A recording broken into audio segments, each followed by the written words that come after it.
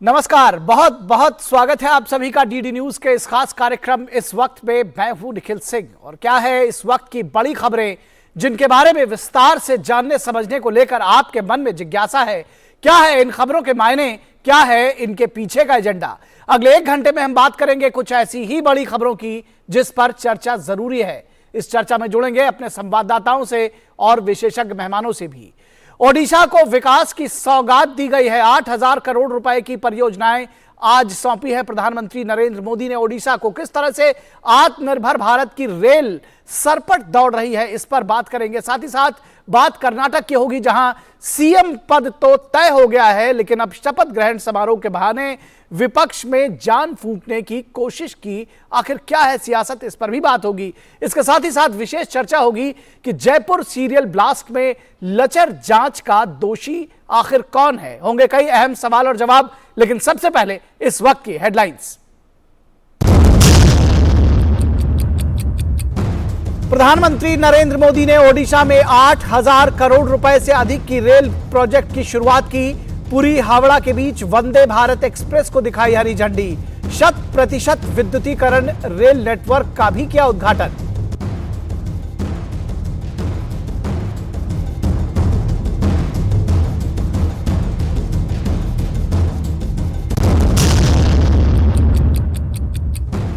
सिद्धारमैया होंगे कर्नाटक के मुख्यमंत्री। डीके शिवकुमार को दिया गया उप मुख्यमंत्री का पद। 20 मई को शपथ ग्रहण समारोह। शिवकुमार संसदीय चुनाव के अंत तक बने रहेंगे पीसीसी अध्यक्ष। अब शपथ ग्रहण समारोह के जरिए विपक्षी एकता को साधने की तैयारी।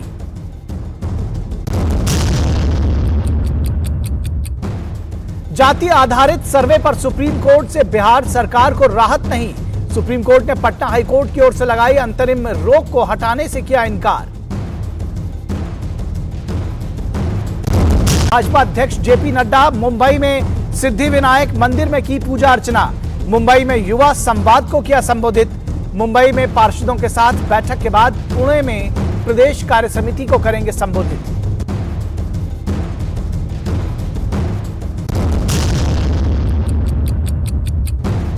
जमीन के बदले नौकरी मामले में बिहार की पूर्व मुख्यमंत्री राबड़ी देवी से प्रवर्तन निदेशालय पिछले साल 18 मई को दर्ज किया था मामला। 16 लोगों को बनाया गया है आरोपी।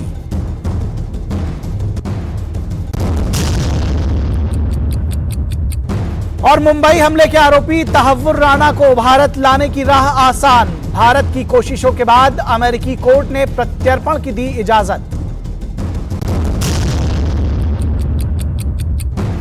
और आर्थिक संकट में फंसे पाकिस्तान में सियासत और फौज आमने सामने। आज फिर कभी भी हो सकती है इमरान खान की गिरफ्तारी। कौन है पाकिस्तान का सरबराह? फौज, सुप्रीम कोर्ट और सरकार में इस बात की लड़ाई। तो आत्मनिर्भर भारत की सरपट दौड़ती रेल किस तरह से प्रगति के नए सोपान गढ़ रही है, इस पर बात करेंगे, क्योंकि प्रधानमंत्री नरेंद्र मोदी ने आज ओडिशा में रेल के सुरक्षा, संरक्षा और तीव्र विकास के लिए 8,000 करोड़ की परियोजनाओं को गति दी है। रेलवे के सुरक्षा, संरक्षा और तीव्र विकास के साथ ही यात्री सुविधाओं में बढ़ावा देने के लिए सरकार की प्रतिबद्धता देखी जा सकती है। प्रधानमंत्री ने आज वीडियो कॉन्फ्रेंसिंग के जरिए ओडिशा में 8,000 करोड़ रुपए से अधिक की कई रेल परियोजनाओं का शिलान्यास और लोकार्पण किया। प्रधानमंत्री ने पुरी और हावड़ा के बीच वंदे भारत एक्सप्रेस ट्रेन को भी हरी झंडी दिखाई। तो बेहद महत्वपूर्ण रहा ये वंदे भारत एक्सप्रेस ओडिशा के खोरधा, कटक, जाजपुर, भद्रक, बालेश्वर जिलों और पश्चिम बंगाल के मेदिनीपुर, पूर्वी मेदिनीपुर जिलों से गुजरेगी। प्रधानमंत्री ने पुरी और कटक रेलवे स्टेशनों के पुनर्विकास की भी आधारशिला रखी। ओडिशा में 100% विद्युतीकृत रेल नेटवर्क का भी उद्घाटन किया। संबलपुर टिटलागढ़ रेल लाइन के दोहरीकरण और बिछुपाली झरतारभा के बीच नई ब्रॉडगेज लाइन का भी लोकार्पण किया गया। प्रधानमंत्री ने अपने संबोधन में कहा कि वंदे भारत ट्रेन आधुनिक और आकांक्षी भारत दोनों का प्रतीक बन रही है। पीएम ने कहा कि वंदे भारत एक्सप्रेस हावड़ा और पुरी के बीच धार्मिक, सांस्कृतिक और आध्यात्मिक जुड़ाव को और मजबूत करेगी। उन्होंने कहा कि 15 वंदे भारत ट्रेनें आज देश में चल रही हैं और ये कनेक्टिविटी और देश की अर्थव्यवस्था दोनों को बढ़ावा दे रही हैं। तो बेहद महत्वपूर्ण है आज का ये जो प्रधानमंत्री का कार्यक्रम रहा। 8,000 करोड़ रुपए की परियोजनाओं को गति दी प्रधानमंत्री ने। वंदे भारत एक्सप्रेस को हरी झंडी दिखाई। तो प्रधानमंत्री ने अपने संबोधन में कहा कि आज ओडिशा और पश्चिम बंगाल के लोगों को वंदे भारत ट्रेन का उपहार मिला है। ये ट्रेन आधुनिक और आकांक्षी भारत दोनों का प्रतीक बन रही है। उन्होंने साथ ही कहा कि आज जब वंदे भारत एक स्थान से दूसरे स्थान तक गुजरती है, वहां तक जाती है, तो उसमें भारत की गति और भारत की प्रगति दोनों दिखाई देती है। आज ओडिशा और पश्चिम बंगाल के लोगों को वंदे भारत ट्रेन का उपहार मिल रहा है। वंदे भारत ट्रेन आधुनिक भारत और आकांक्षी भारतीय दोनों का प्रतीक बन रही है। आज जब वंदे भारत एक स्थान से दूसरे स्थान पर यात्रा करती है, गुजरती है, तो उसमें भारत की गति दिखाई देती है और भारत की प्रगति भी दिखाई देती है। प्रधानमंत्री ने कहा कि ये समय आजादी के अमृतकाल का समय है। भारत की एकता को और मजबूत करने का समय है। जितनी ज्यादा एकता होगी, भारत की सामूहिक सामर्थ्य उतना ही ज्यादा शिखर पर पहुंचेगा। ये समय आजादी के अमृतकाल का समय है। भारत की एकता को और मजबूत करने का समय है। जितनी ज्यादा एकता होगी, भारत का सामूहिक सामर्थ्य उतना ही ज्यादा शिखर पर पहुंचेगा। ये वंदे भारत ट्रेनें इस भावना का भी प्रतिबिंब है। इस अमृत काल में वंदे भारत ट्रेनें विकास का इंजन भी बन रही हैं और एक भारत श्रेष्ठ भारत की भावना को भी आगे बढ़ा रही है। तो इस पूरी खबर पर बातचीत करने के लिए हमारे साथ हमारे संवाददाता अभिषेक सिंह इस वक्त जुड़ रहे हैं ओडिशा से। और अभिषेक, किस तरह से ये जो परियोजना है, न सिर्फ रेलवे के जब गति की बात करते हैं, हम बात करते हैं कि तीव्र गति से रेलवे आगे बढ़ रहा है, जो सरपट गति से जो हमारी रेल है वो आगे जा रही है, सुरक्षा संरक्षा की बात करते हैं, यात्री सुविधाओं की बात करते हैं, लेकिन किस तरह से आम व्यक्तियों को, आम लोगों को ये सशक्त कर रही है भारतीय रेल, क्या कहेंगे आप?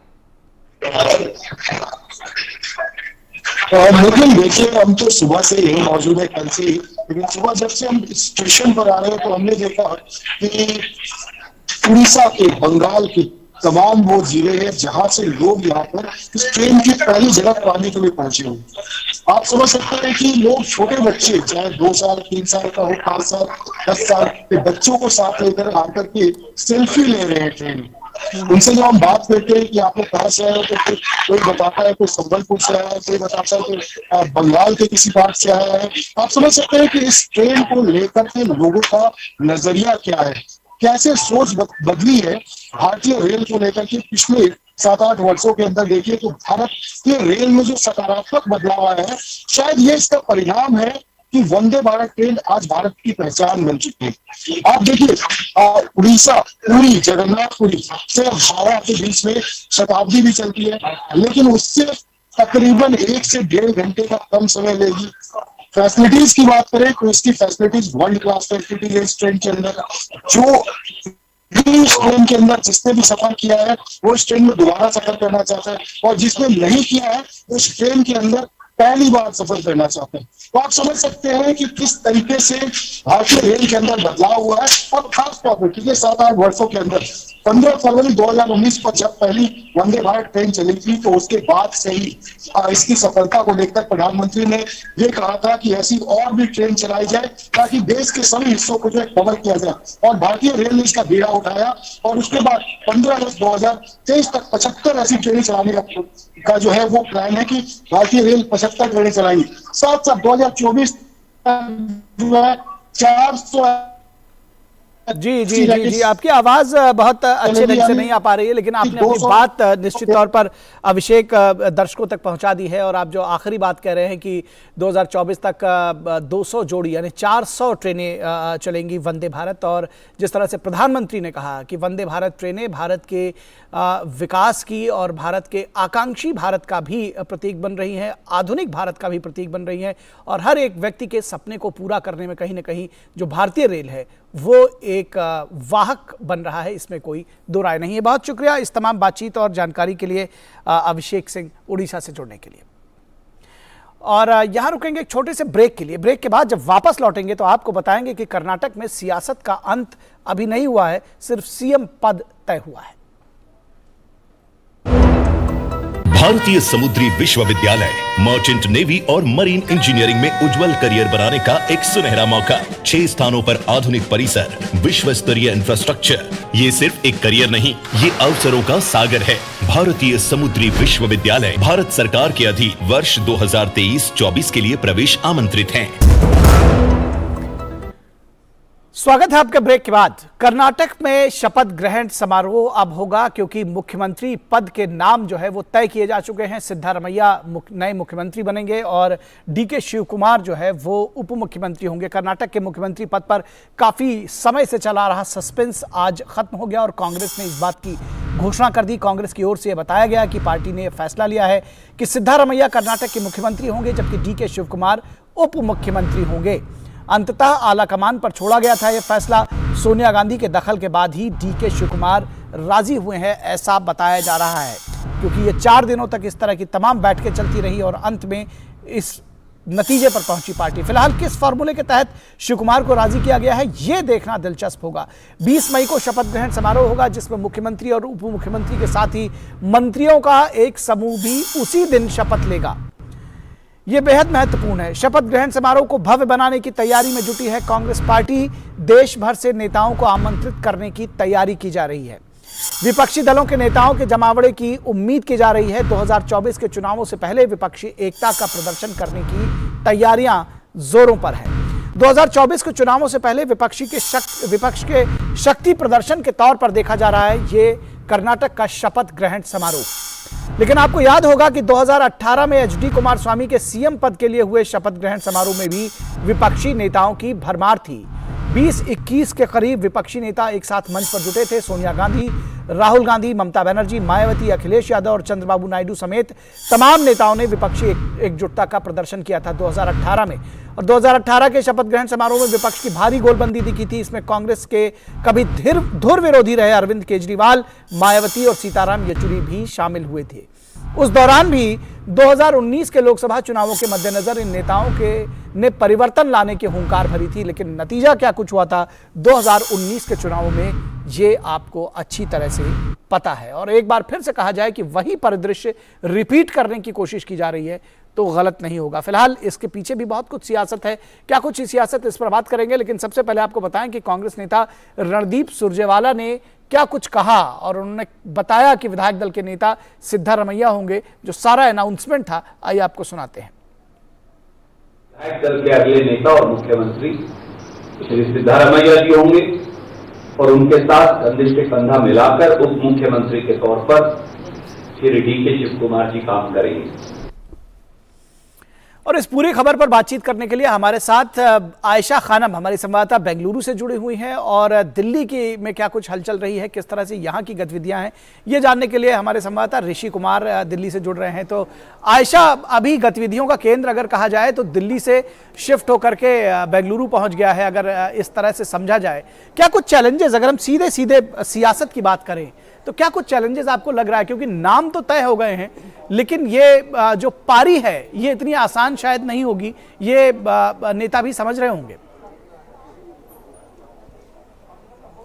जी हाँ, बिल्कुल निखिल। अभी कुछ ही देर में करीब 5:30 बजे के आसपास डीके शिव कुमार और सिद्धरामैया बैंगलोर पहुंचेंगे और फिर 7 बजे यहां पर औपचारिक तौर पर सीएलपी बुलाई गई है। तो तमाम विधायक पहुंच रहे हैं सीएलपी अटेंड करने के लिए और विधायकों के सामने एक बार फिर ऐलान किया जाएगा कि सिद्धरामैया मुख्यमंत्री के पद के लिए चुने गए हैं और उनकी सहमति भी ली जाएगी। तो जाहिर है अब पूरा जो केंद्र है सरकार बनाने के उस पर फोकस रहेगा।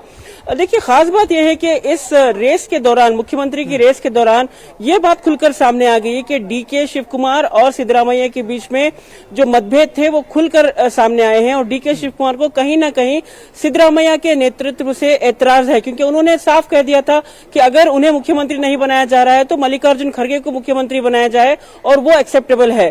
तो ऐसे में ये साफ जाहिर होता है कि दोनों के बीच का जो मनमुटाव था वो खुलकर सामने आ गया है। कहीं ना कहीं कुछ समय तक ये नजर आया कि पार्टी में एक वर्टिकल डिवाइड देखने को मिला, क्योंकि सिद्धरामैया की तरफ कई विधायक थे तो कुछ कम विधायक जो है डीके शिव कुमार की तरफ खड़े हुए नजर आए। इसमें कोई छुपाने वाली बात नहीं थी, क्योंकि ये विधायक जो है खुलकर सिद्धरामैया के समर्थन में खड़े रहे और उनके साथ खड़े रहे, उनके घर पर बैठे रहे। तो ये बात अब साफ हो गई है। तो कहीं ना कहीं जो मनमुटाव दोनों में नहीं होना चाहिए था ये हो गया है और अब सरकार चलाने के लिए जो मंत्रिमंडल का गठन होगा ये बहुत बड़ी चुनौती है, क्योंकि डीके शिव कुमार ने कहा कि महज एक ही डिप्टी सीएम होना चाहिए।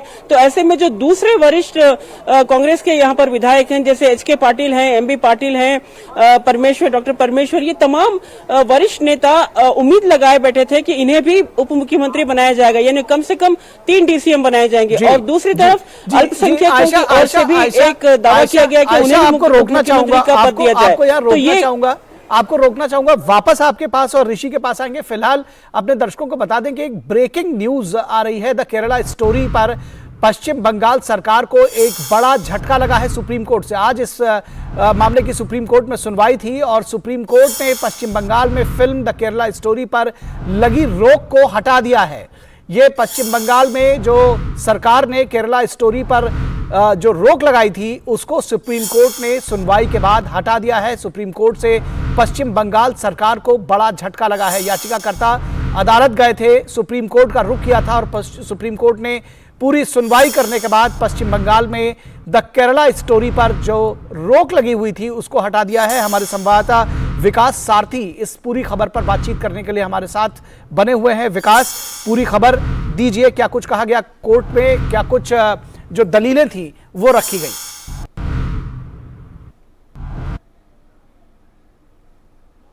आजादी है और उसको जो इंश्योर करने की बात है कि वो सुनिश्चित की जाए, फंडामेंटल राइट सुनिश्चित किया जाए, उसमें पब्लिक ओपिनियन की कुछ लोगों को हर चीज पे आपत्ति होती है। कोर्ट ने ये कहा कि बंगाल सरकार ये कह रही है कि क्योंकि खुफिया रिपोर्ट मिली थी कि लोग इससे नाखुश हैं फिल्म के कंटेंट से, इसीलिए हिंसा हो सकती है। कोर्ट ने कहा कि मुट्ठी भर लोग कहीं पर भी खड़े होकर के किसी भी चीज पर पाबंदी की बात कर सकते हैं, ऐसे में क्या किसी हर चीज पर पाबंदी लगा दी जाएगी।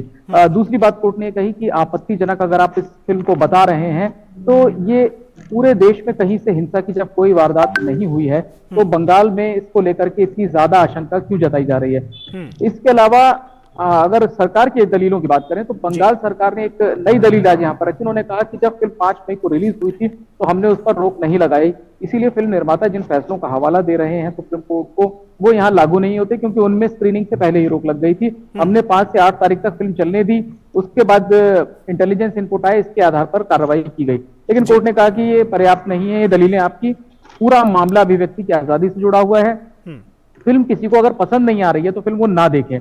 दूसरी बात यहाँ निखिल ये भी लगती है कि देश में कहीं पर भी किसी दूसरी जगह पर कोई लॉ एंड ऑर्डर की स्थिति पैदा नहीं हुई, इसीलिए कोर्ट ने भी इस तरह का आदेश दिया है कि कोई जरूरत नहीं दिखती कि बंगाल में इस पर रोक लगाई जाए। कोर्ट ने 2 बातों को हालांकि आगे की सुनवाई के लिए छोड़ दिया है। जो एक केरल में और तमिलनाडु में सरकार ने खुद रोक नहीं लगाई है, लेकिन दबाव के चलते सिनेमा मालिकों ने इसकी स्क्रीनिंग रोक दी, वो मामला सुप्रीम कोर्ट जुलाई में सुनेगा। लेकिन बंगाल के मामले में बिल्कुल स्पष्ट तौर पर कोर्ट ने आदेश आज दे दिया है। जो रोक थी उसके ऊपर जो बंगाल सरकार ने अभी हाल ही में लगाई थी उसको सुप्रीम कोर्ट ने उस पर रोक लगा दी है, यानी फिल्म की रिलीज का रास्ता साफ हो गया है। लंबी बहस चली इस पे, करीब और 12:30 से लेकर के बीच में 1 घंटा, हालांकि सुप्रीम कोर्ट में ब्रेक हुआ, उसके बाद फिर से सुनवाई चली 1 घंटा। सभी दलीलें रखी गई यहाँ पर लेकिन कोर्ट इस बात को लेकर के आश्वस्त नहीं था कि केवल पब्लिक ओपिनियन, वो भी चंद लोगों का, कुछ लोगों का, उसके आधार पर आप किसी आर्ट वर्क पर, किसी सिनेमा पर, किसी नाटक पर पाबंदी लगा देंगे, ब्लैंकेट बैन कर देंगे। जी जी जी, जो तो एक्सप्रेशन ऑफ स्पीच की जो बात की जाती है तो निश्चित तौर पर सभी के राइट्स है, और जैसा कि आपने कहा कि अदालत ने कहा कि महज कुछ लोगों के कहने पर इस फिल्म पर रोक नहीं लगाई जा सकती है। पश्चिम बंगाल सरकार के लिए एक बड़े झटके के तौर पर देखा जा रहा है। राजनीतिक इसके अगर दूरगामी परिणाम हैं तो वो भी कहना गलत नहीं होगा। बहुत शुक्रिया इस तमाम बातचीत और जानकारी के लिए, हमसे जुड़ने के लिए, विकास सारथी। और वापस लौटते हैं अपनी उस खबर पर जिसमें हम बात कर रहे थे कर्नाटक की सियासत की। हमारे साथ में हमारे 2 संवाददाता जुड़े हुए हैं, बेंगलुरु से आयशा खानम और दिल्ली से ऋषि कुमार। एक बार वापस उनके पास चलते हैं और जानने की कोशिश करते हैं कि आखिर किस तरह से ये जो पूरी सियासत है इसके क्या मायने हैं। आयशा खानम के पास वापस जाएंगे। आयशा, आप बता रही थी कि जो तल्खियां हैं दोनों नेताओं के बीच में, सिद्धारमैया के और डीके शिव कुमार के बीच में, वो काफ़ी सतह पर आ गई इस 3, 4, 5 दिनों के एपिसोड में। तो ये भी मुश्किल होगा और मंत्रिमंडल का गठन ये भी मुश्किल होगा। जी हाँ, बिल्कुल, मंत्रिमंडल का गठन सबसे बड़ी चुनौती रहेगी, क्योंकि कई वरिष्ठ विधायक जो हैं, कुछ ऐसे भी हैं जो 8वीं बार चुनकर आए हैं, तो ये तमाम लोग चाहते हैं कि उन्हें भी मलाईदार पोर्टफोलियोज मिले। तो इसके लिए यहाँ पर लगातार इनके बीच में आपस में डिस्कशन शुरू हो गए हैं। लेकिन जिस तरह से डीके शिव कुमार ने ब्रेक लगाया है 1 से ज्यादा डिप्टी सीएम्स को बनाने का, उससे और भी दूसरे, खासकर लिंगायत समुदाय से जो काफी उम्मीद कर रहे थे एमबी पाटिल, इन्हें काफी निराशा हुई है, एचके पाटिल को काफी निराशा हुई है।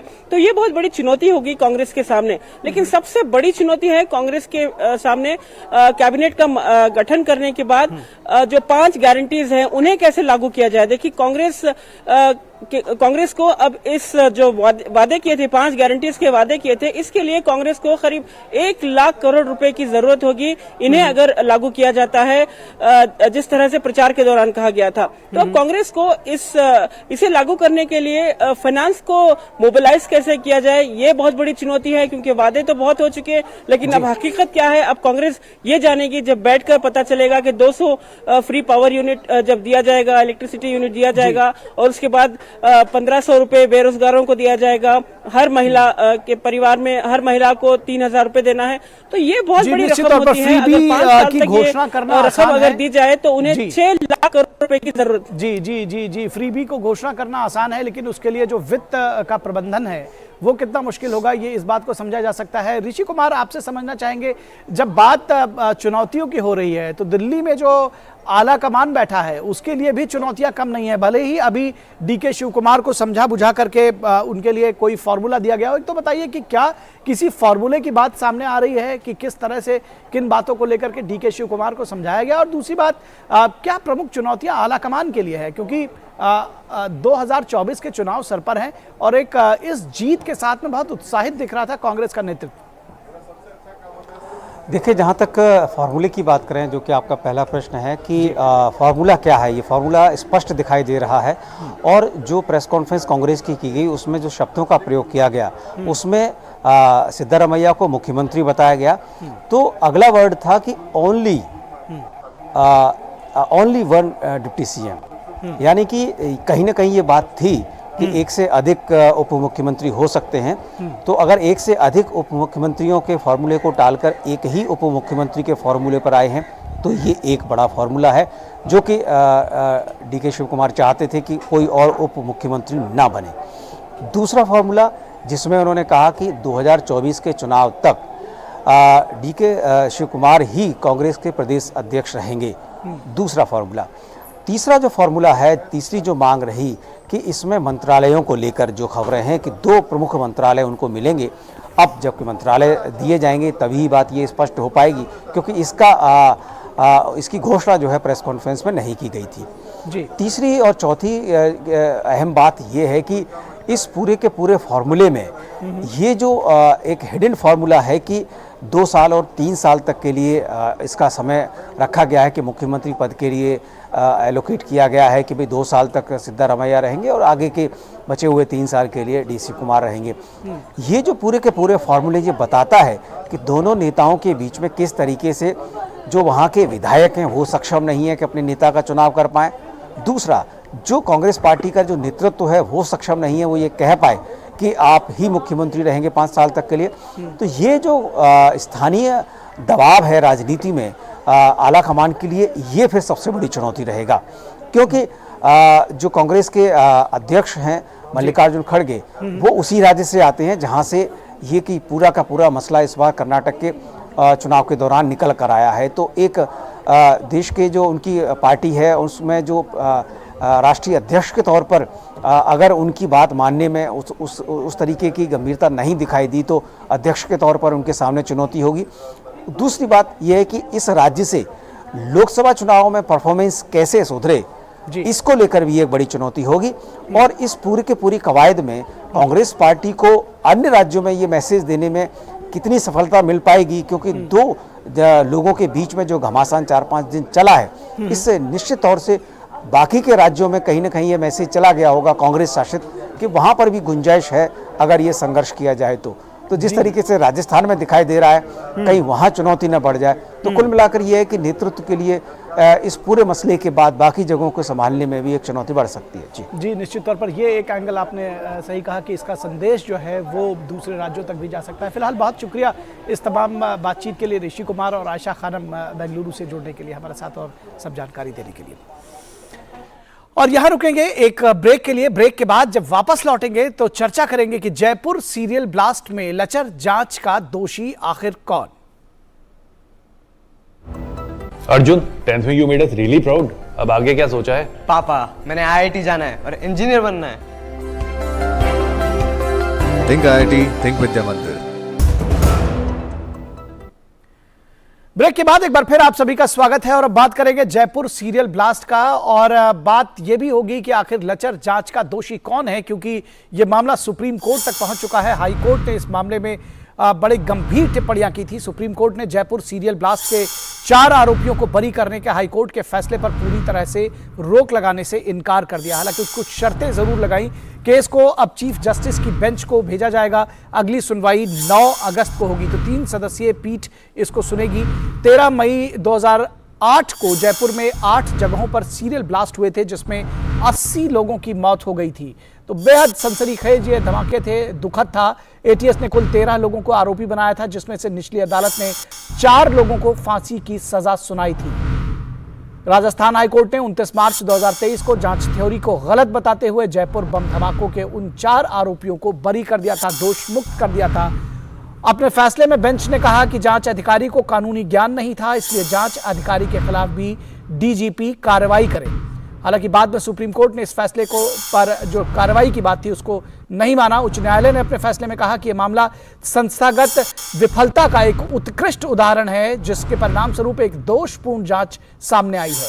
राजस्थान हाईकोर्ट की टिप्पणी जांच एजेंसी और सरकार के सिस्टम पर बड़े सवाल खड़े करती है। ब्लास्ट में पीड़ित परिवारों को न्याय के लिए 11 साल 7 महीने के लंबे वक्त का इंतजार करना पड़ा और अंत में फैसला उनके हक में नहीं है। आज की डेट में अगर ये देखा जाए तो पीड़ित परिवारों ने हाईकोर्ट के फैसले के खिलाफ 13 अप्रैल को सुप्रीम कोर्ट का रुख किया, जबकि राज्य सरकार को अपील करने में 40 दिन लग गए। पूर्व मुख्यमंत्री वसुंधरा राजे ने गहलोत सरकार पर जयपुर सीरियल ब्लास्ट मामले को हल्के ढंग में लेने और तुष्टीकरण की नीति अपनाने का आरोप लगाया है। वसुंधरा राजे ने ट्वीट कर कहा कि सरकार ने जानबूझकर इतने गंभीर मामले को हल्के में लिया, नहीं तो निचली अदालत के फैसले को हाईकोर्ट और सुप्रीम कोर्ट भी बरकरार रखते। तो कुल मिलाकर समझा जा सकता है कि कितना महत्वपूर्ण ये मामला रहा और इस पर क्या किसकी कमी रही, क्या संवेदनशीलता की कमी रही, क्या सिस्टम को कटघरे में खड़ा करना चाहिए, इस पर बात करेंगे। फिलहाल हमारे साथ में हमारे 2 साथी संवाददाता मुरारी गुप्ता जयपुर से और साथ ही साथ विकास सारथी सुप्रीम कोर्ट नई दिल्ली से जुड़े हुए हैं और साथ ही साथ 2 विशेष मेहमान भी हमारे साथ जुड़े हुए हैं। लक्ष्मीकांत भारद्वाज जो कि बीजेपी के प्रवक्ता हैं, स्वागत है लक्ष्मीकांत जी, और दुष्यंत नागर जो कि राजनीतिक जिसको कहना चाहिए कि विश्लेषक हैं वो हमारे साथ में, पॉलिटिकल एनालिस्ट हैं दुष्यंत नागर जी, वो हमारे साथ जुड़े हैं। दुष्यंत नागर जी, बहुत स्वागत है आपका। मुरारी गुप्ता, अगर आपके साथ इस मामले की शुरुआत करना चाहें, आप कहाँ चूक हो गई एटीएस से, किस तरह से देखते हैं आप, क्योंकि ये मामला आपने शुरू से फॉलो किया है जयपुर ब्लास्ट का।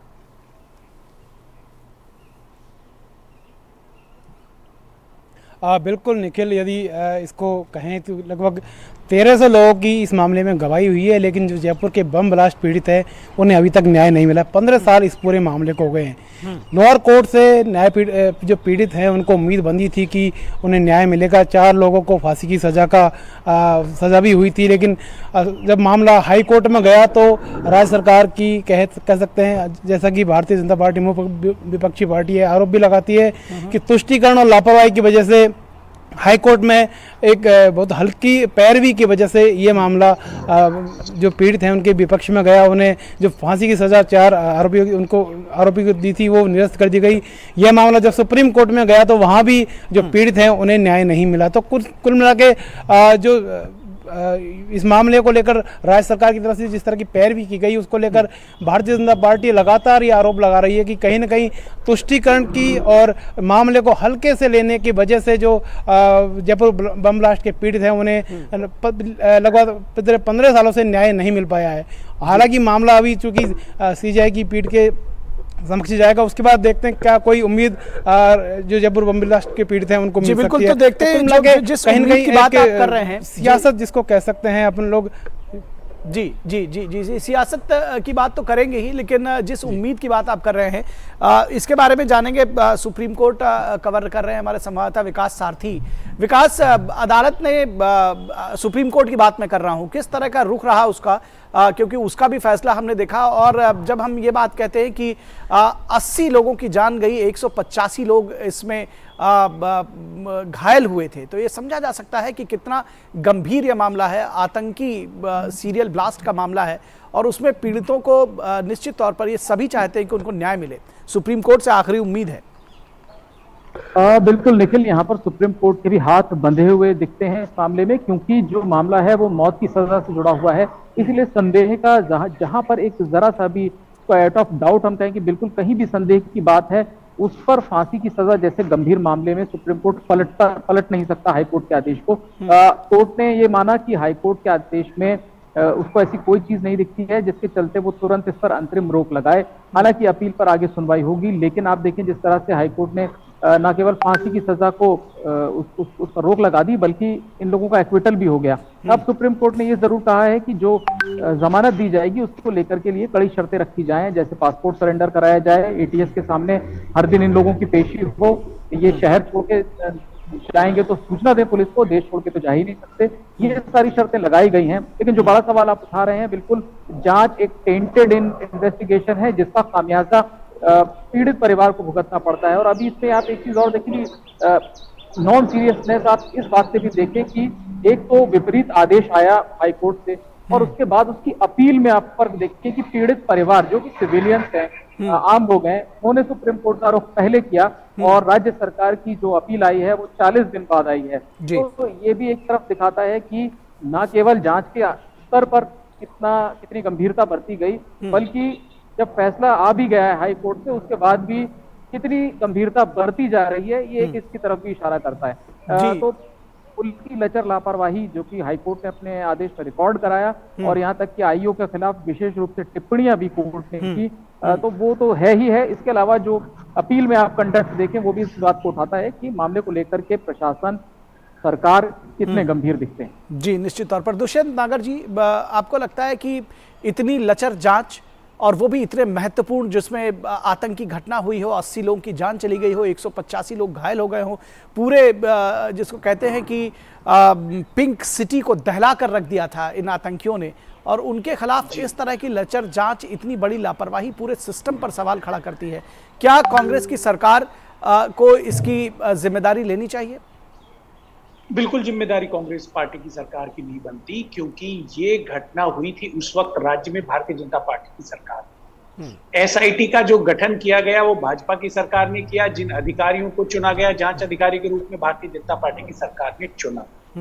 राज्य सरकार को बिना वजह के आलोचनाओं का सामना करना पड़ रहा है, जबकि वर्तमान गहलोत सरकार के सत्ता में आने के बाद 2019 में लोअर कोर्ट से इन सभी आरोपियों को सजा हुई थी।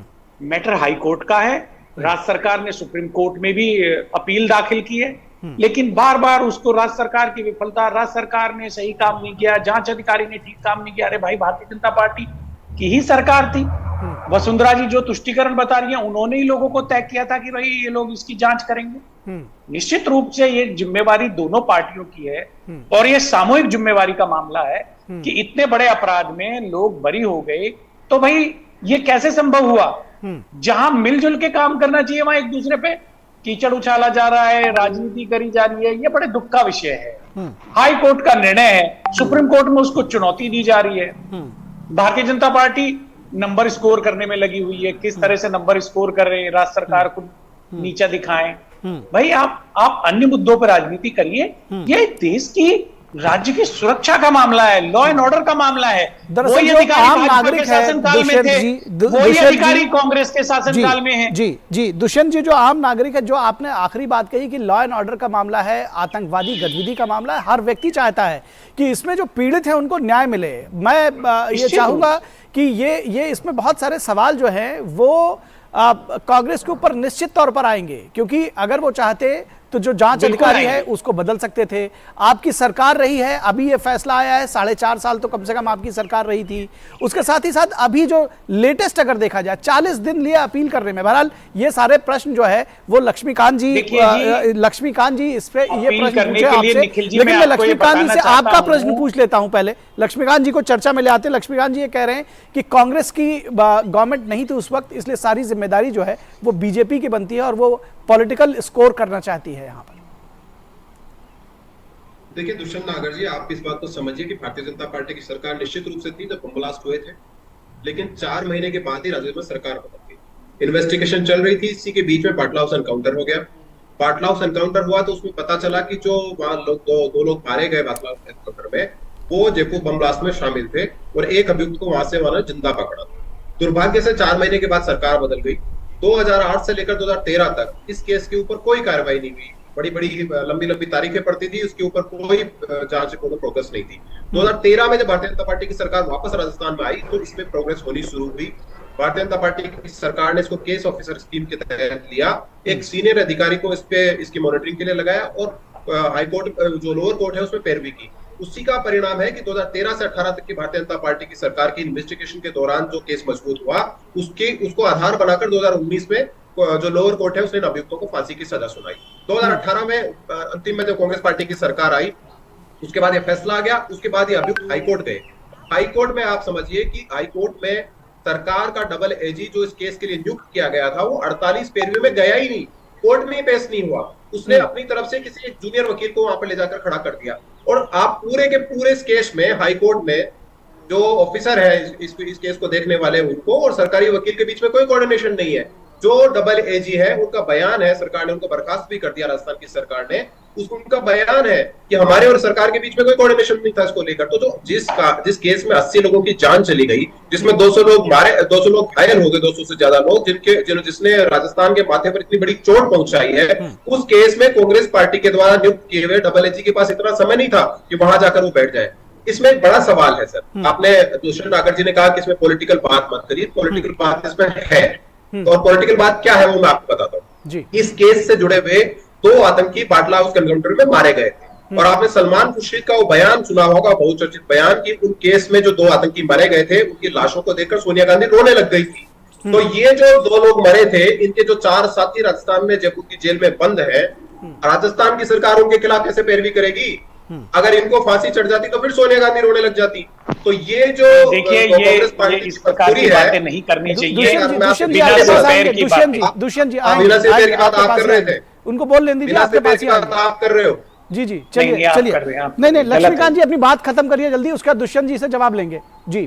तो जो लोग लाशें देखकर रो गए थे, जिन आतंकियों की लाशें देखकर रोए थे सलमान खुर्शीद के बयान के आधार पर, तो आज अगर राजस्थान की सरकार की पैरवी की वजह से हाईकोर्ट इनकी सजा को बरकरार रख देता तो वो फिर रोते उनकी लाशों को देखकर। इसलिए राजस्थान की सरकार की मजबूरी थी कि उन्होंने ठोस पैरवी वहां पर नहीं की। और दूसरा आप देखिए, हाईकोर्ट के फैसले के बाद भी जो पीड़ित लोग हैं वो सुप्रीम कोर्ट गए हैं, सरकार को 40 दिन लगे सुप्रीम कोर्ट जाने में भी। तो आप इस बात से समझ लीजिए दुष्यंत जी चलिए दुष्यंत जी के पास आते हैं। दुष्यंत जी लक्ष्मीकांत जी आपने अपनी बात कह दी, दुष्यंत जी के पास आते हैं। देखिए जी निखिल जी, बटला हाउस एनकाउंटर हुआ किसकी सरकार थी?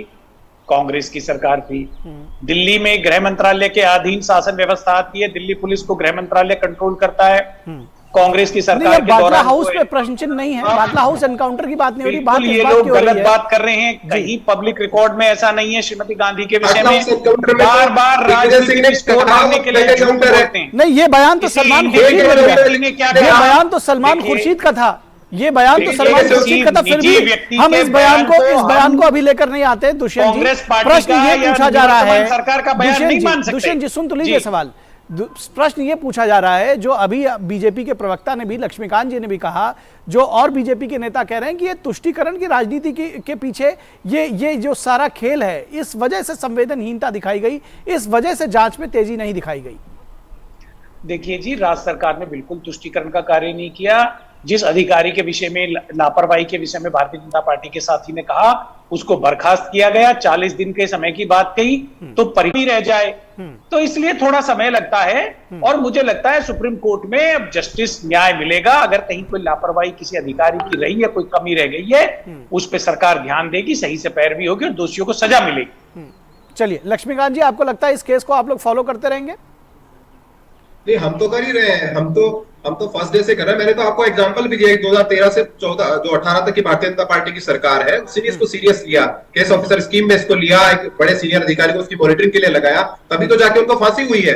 तो हम लोग तो लगे हुए हैं, हम पीड़ित परिवार के भी साथ हैं, हमारे पूरा हम लोग पूरी तरीके से उनके पीछे खड़े हैं। 4 महीने बाद भारतीय जनता पार्टी की सरकार आ रही है राजस्थान में, तो सरकार के लेवल पर सुप्रीम कोर्ट में जो मजबूत पैरवी हो सकती है, वो भारतीय जनता पार्टी की आने वाली सरकार इसमें करने वाली है। चलिए देखते हैं। और सबसे महत्वपूर्ण बात यह है इस सारी चर्चा में, चाहे वो राजनीतिक कवायद हो या फिर लीगल इश्यूज हो, उसमें सभी लोग ये चाहते हैं एक सुर से, एक स्वर से, कि जो पीड़ित हैं, 80 लोगों के मारे जाने की बात है, कोई छोटी बात नहीं है। 185 लोग घायल हुए थे, आतंकी गतिविधि थी, कम से कम पीड़ितों को न्याय जरूर मिलना चाहिए, ये सभी की इच्छा है। बहुत शुक्रिया लक्ष्मीकांत भारद्वाज जी, दुष्यंत नागर जी, मुरारी गुप्ता और विकास सारथी, आप सभी का हमारे साथ जुड़ने के लिए और इस चर्चा में भाग लेने के लिए बहुत शुक्रिया। और रुकेंगे एक छोटे से ब्रेक के लिए। ब्रेक के बाद जब वापस आएंगे तो आपको बताएंगे कि मुंबई हमले के राजदार से कैसे खुलेगा अब राज, क्या कुछ होगा आगे। लौटेंगे एक ब्रेक के बाद। Indian Maritime University brings you the most prestigious and adventurous career in merchant navy and marine engineering with world-class infrastructure and sprawling campus at 6 locations. It's not just a career, but an ocean of opportunities. Indian Maritime University, a central university recognized by Government of India. Admissions open for 2023 to 24. प्रधानमंत्री श्री नरेंद्र मोदी की अगुवाई में देश को खुले में शौच से मुक्त बनाने के लिए 2014 में आरंभ किया गया स्वच्छ भारत मिशन न केवल एक जन आंदोलन बना, बल्कि इसे विश्व की बड़ी व्यवहार परिवर्तन योजना का गौरव भी मिला। स्वच्छ भारत मिशन ग्रामीण की अपार सफलता के बाद जरूरत थी इस परिवर्तन को स्थायी बनाने की, और इस लक्ष्य को हासिल करने के लिए स्वच्छ भारत मिशन के दूसरे चरण यानी कि ODF+ की शुरुआत की गई। साथियों, खुले में शौच से मुक्ति के बाद अब दायित्व और बढ़ गया है। देश को ODF के बाद ODF+ बनाने के लक्ष्य पर काम चल रहा है। अब हमें कचरे से कंचन बनाने का काम को तेज करना है। पूरे देश में ODF+ या संपूर्ण स्वच्छता पर खास ध्यान दिया जा रहा है। स्वच्छता केंद्रित जागरूकता अभियानों के द्वारा जन जन तक स्वच्छता की सीख, पेंटिंग और फिल्म मेकिंग जैसे नए और रोचक तरीकों से पहुंचाई जा रही है। देश में स्वच्छता संवाद कार्यक्रमों का आयोजन किया गया, जिनमें लोगों ने पूरे उत्साह के साथ हिस्सा लिया और प्लास्टिक कचरे से देश को मुक्त कराने की शपथ ली। जैविक कचरे के निपटान और उससे अतिरिक्त आमदनी पाने के बारे में भी लोगों को जागरूक किया जा रहा है, जिससे बड़ी संख्या में लोग गोबर धन योजना से जुड़ रहे हैं और गोबर से बायोगैस एवं जैविक खाद के उत्पादन को बढ़ावा मिल रहा है। जैविक और रिसाइक्लेबल कचरे को अलग रखने और उसके उपचार पर विशेष ध्यान दिया जा रहा है। ग्रे वाटर प्रबंधन के अंतर्गत लाखों की संख्या में सोख्ता गड्ढों का निर्माण किया जा रहा है। इसके अलावा पुराने एक गड्ढे वाले शौचालयों को रेट्रोफिट करके 2 सोख्ता गड्ढों वाले शौचालयों में बदला जा रहा है और मल प्रबंधन पर भी विशेष ध्यान दिया जा रहा है। देश भर में लोगों का उत्साह और जन भागीदारी इस बात का प्रमाण है कि आत्मनिर्भरता का ये मॉडल लोगों तक पहुंच रहा है और हमारे गांव ODF से ODF प्लस की ओर अग्रसर हो रहे हैं, लेकिन देश को पूरे जज्बे से कोशिश कर रहे हैं और इन्हीं कोशिशों के कारण आज हमारा देश स्वच्छता से स्वावलंबन की ओर अग्रसर है।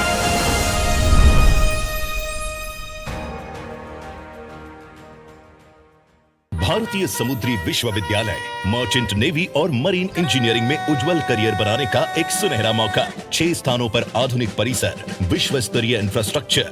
ये सिर्फ एक करियर नहीं, ये अवसरों का सागर है। भारतीय समुद्री विश्वविद्यालय भारत सरकार के अधीन वर्ष 2023-24 के लिए प्रवेश आमंत्रित हैं। स्वागत है आपका ब्रेक के बाद और बात करेंगे मुंबई हमले के राजदार से कैसे खुलेगा राज। 26/11 मुंबई हमले के आरोपी और लश्कर-ए-तैयबा के मास्टरमाइंड हेडली के राजदार तहव्वुर राणा को जल्द ही भारत की जांच एजेंसियों की गिरफ्त में आना होगा। अमेरिका की एक अदालत ने पाकिस्तानी मूल के कनाडा के नागरिक राणा को भारत को सौंपने का फैसला दिया है और भारत सरकार ने 2020 में अमेरिका से इसे भारत लाने की मांग की थी। यह पहला मौका है जब अमेरिकी प्रशासन की हरी झंडी मिलने के साथ ही कोर्ट ने प्रत्यर्पण का रास्ता साफ किया है। राजनयिक रूप से इसे भारत की बड़ी सफलता के रूप में देखा जा रहा है। अमेरिकी अदालत ने भारत की जांच एजेंसी के तथ्यों को सही पाकर राणा को NIA को सौंपने का फैसला लिया है। तहव्वुर राणा लश्कर-ए-तैयबा के ऑपरेटर डेविड हेडली का दोस्त है और मुंबई हमले का राजदार भी है। तो तहव्वुर राणा ये जानता था कि पाकिस्तान में बैठे सरगना के साथ हेडली ने मुंबई हमले का खाका खींचा था। तो तहव्वुर राणा और डेविड हेडली के साथ में ये सारी बातें सामने थी। डेविड हेडली आतंकी हमले से पहले कई बार मुंबई का दौरा कर चुका था। अमेरिकी अदालत ने उसे 35 साल की सजा सुनाई थी। राणा को हेडली के सारे राज की जानकारी थी। 26/11 मुंबई हमले के आरोपी और लश्कर के मास्टरमाइंड हेडली के राजदार तहव्वुर राणा को जल्द ही भारतीय एजेंसियों के गिरफ्त में आना होगा। अमेरिका की अदालत ने पाकिस्तानी मूल के कनाडाई नागरिक को अब भारत सौंपने की बात कह दी है। तो यह अपने आप में एक बड़ी खबर है। हमारे साथ इस पूरे खबर पर बातचीत करने के लिए हमारे संवाददाता शिशिर सेलार जुड़े हुए हैं। उनसे जानेंगे कि किस तरह से, पहले सबसे एक सुनते हैं शिशिर सेलार। शिशिर, आप हमारे साथ बने रहिए। हम जानना चाहेंगे कि आखिर ये पूरा जो मामला है उसकी गंभीरता किस तरह से है। तो 26/11 मुंबई आतंकवादी हमले के मामले में वरिष्ठ वकील उज्जवल निकम ने क्या कुछ कहा है, आइए ये सुन लेते हैं पहले। The order of American court extraditing Tawhur Hussain Rana is a great victory for India. It is for the first time, according to my knowledge, that American government has heavily relied upon Indian investigating agencies' evidence. And I am glad that when I was conducting the trial against one of the Indians accused, David Abu Jindal, who was also in the control room which was constituted in Pakistan during the terror attack of 26 November on Mumbai. तो शिशिर हमारे साथ जुड़े हुए मुंबई से। शिशिर, कितनी सहूलियत जिसको कहते हैं, कितनी बड़ी सफलता ये एजेंसीज के लिहाज से होगी जब तहव्वुर राणा से वो पूछताछ कर सकेंगे। बहुत सारे राज ऐसे हैं जिनका खुलना अभी बाकी है। बिल्कुल, देखिए, हालांकि इस पूरी घटना को देखना चाहिए जिस प्रकार से 26/11 का जो हमला हुआ था उसके बाद हमने देखा कि जो भारत में अगर देखा जाए एक लंबा प्रोसेस चला कोर्ट में, जिसके तहत जो एक ही सर्वाइवर से बचे थे अजमल कसाब, हालांकि उनको जो है कोर्ट की सजा दी गई, उनको फांसी चढ़ा दी गया। और उसके बाद हमने देखा कि दूसरी जो प्रोसेस थी कि इसके पीछे आखिर मास्टरमाइंड कौन है, इसमें अगर देखा जाए सभी इंडियन एजेंसीज लगी हुई थी। तो ऐसे में भारत हालांकि इंटरनेशनल प्लेटफॉर्म पे हमेशा मुखर रहा इस बात को लेकर, 26/11 को लेकर भारत ने कई बार स्पष्ट किया है कि इसके पीछे पाकिस्तान का हाथ है, लेकिन पाकिस्तान हमेशा इसे नकारता रहा है। लेकिन हमने कई सारे सब्सटेंशियल एविडेंसेस पाकिस्तान को दिया और उसी कड़ी में अगर देखा जाए तो अब जबकि तहव्वुर राणा को भारत जो है एक्सट्रेडिट करके भारत लेके आएंगे, तो ऐसे में कई सारे जो राज उनसे भी उगलवा सकती है भारत की एजेंसियां। दूसरी महत्वपूर्ण बात, हालांकि जब ये पूरा वाकया घटा तो दो प्रमुख आरोपी इसमें थे, इस पूरे केस में थे। एक तो तहूर राना और दूसरे डेविड कोलमैन हेडली। हालांकि दोनों का भी संबंध बताया जा रहा है, दोनों दोस्त है, पाकिस्तानी बॉर्न है। तो ऐसे में किस प्रकार से और ज्यादा से ज्यादा जानकारी तहूर राना से निकाली जाए, इस पर सबसे ज्यादा फोकस रहेगा। हालांकि तहूर राना का रोल अगर देखा जाए 26/11 के इस पूरे प्लॉट में अगर देखा जाए तो उसमें एक बात है कि जिस प्रकार से डेविड हेडली 2006 में भारत आता है, अपना एक ऑफिस यहाँ पे एस्टेब्लिश करता है और उसके बाद रेकी करता है जहां जहां पे 26/11 का जो अटैक करवाना था उस जगहों की रेकी करता है, उसके बारे में जो है पूरी जानकारी जुटाता है। हालांकि ये सभी चीजें ये भी कहा जा रहा है, आरोप लगाया जा रहा है कि तहूर राना को पता थी, जो इन्वॉल्वमेंट था, जिस प्रकार से लश्कर तैयबा के साथ जुड़ा हुआ था डेविड कोलमैन हेडली और जिस प्रकार से सभी जानकारियां एलईटी को दी गई थी, इन सभी प्रोसेस में जो है ये आरोप ने लगाया, भारत ने आरोप लगाया कि तहूर राना इसमें प्रोसेस में था। हालांकि इसके बाद तहूर राना यूएस में था, यूएस में 2011 में उसको अटक हुई थी, एक दूसरे केस में जो है उनको अरेस्ट किया गया था और 2022 में जो है कि उनको कंपैशनेट ग्राउंड पे छोड़ा गया था। उसके बाद 2020 में अगर देखा जाए तो भारत ने ये एक्स्ट्रेडिशन ट्रीटी की गुहार लगाई थी यूएस कोर्ट में और जो भारत और इंडिया दोनों की, इंडिया और यूएस की जो ट्रीटी है उसके तहत अगर देखा जाए तो जो आपराधिक मामले खासतौर पर टेररिज्म एक्ट की हम बात करें तो ऐसे में इस ट्रीटी में प्रावधान है कि अगर कोई आरोपी अगर अमेरिका में हो या फिर भारत में हो तो इस ट्रीटी के जरिए चाहे वो यूएस हो चाहे भारत हो अपने देश वो ला सकता है। और इसी का हवाला देते हुए कोर्ट में ये बात रखी गई कि आपराधिक साजिश और दूसरी महत्वपूर्ण बात वो है कि किस प्रकार से टेररिज्म एक्ट किया गया, हत्या की गई, ये दोनों भी भारत ने जो है कोर्ट के सामने रखे। तो उसी के निश्चित तौर पर और ये एक राजनयिक कामयाबी भी कही जाएगी, एक बड़ी राजनयिक कामयाबी भारत के लिए कही जाएगी जिस तरह से आप इसका उल्लेख कर रहे हैं, क्योंकि अमेरिका से ये पहली बार होगा जब किसी इस तरह अपराधी को एक्स्ट्राडाइट किया जाएगा, उसको यहाँ लेकर आया जाएगा। बहुत शुक्रिया इस तमाम बातचीत और जानकारी के लिए शिशिर सलार जुड़ने के लिए हमारे साथ मुंबई से। और पाकिस्तान से खबर लेंगे, अस्तित्व के लिए लड़ता पाकिस्तान। पाकिस्तान में पंजाब सरकार का दावा है कि पूर्व प्रधानमंत्री इमरान खान के घर 40 दहशतगर्द छिपे हुए हैं। यह पाकिस्तान में पंजाब सरकार जो है उसका यह दावा है और इसके पीछे कार्रवाई की जा रही है इसको लेकर के, क्योंकि नया पाकिस्तान बनाने चले इमरान खान की कभी भी गिरफ्तारी हो सकती है और सियासी संकट और गहरा सकता है। तो ये एक बड़ी बात आ सकती है क्योंकि इमरान खान की गिरफ्तारी हो सकती है इस पूरे प्रकरण में, ये कहते हुए कि उनके घर पर 40 आतंकी छुपे हुए हैं। आर्थिक संकट से ग्रस्त पाकिस्तान में जनता महंगाई और भूख से ग्रस्त है।